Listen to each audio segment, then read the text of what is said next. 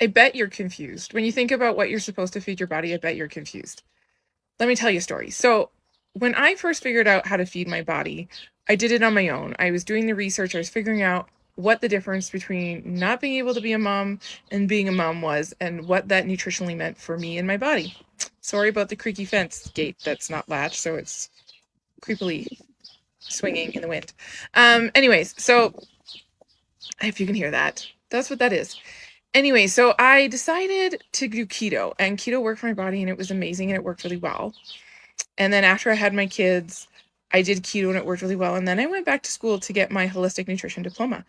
And the message that was in there was very plant focused. I felt like the right thing for my body should be plant food. Even though I had found something that worked really well for my body, I was in this place where I was hearing over and over again about the dangers of saturated fats, and I was hearing about meat causing cancer. I was hearing all these things, seeing the studies, reading the things, and me knowing how good it felt for me to eat ketogenically, especially autoimmune keto, and deciding that the right thing for me would be to go and do vegan or something in that territory.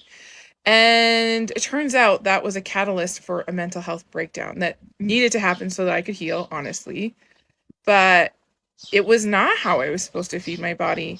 And then I spent time doing intuitive eating, trying to find like this middle ground.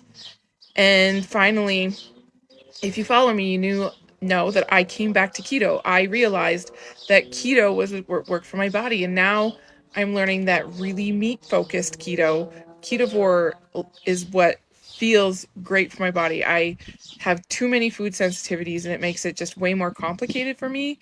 So the simplest thing for me to do to feel good is to eat mostly meat and have the occasional other things as I feel like I need to.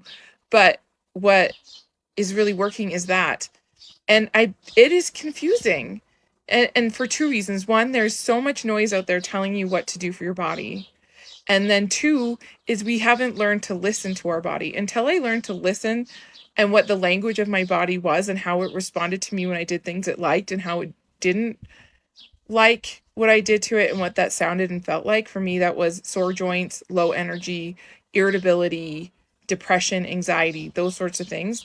When I don't eat what my body loves me to eat, I suffer on a really initially pretty mental level. That's kind of the first consequences I see before I see the weight gain, before I see the crazy hangry happening. So all I'm saying is I get that it's hard. But if you want help, I have 2 spots for June. I'd love to help you figure this out for yourself.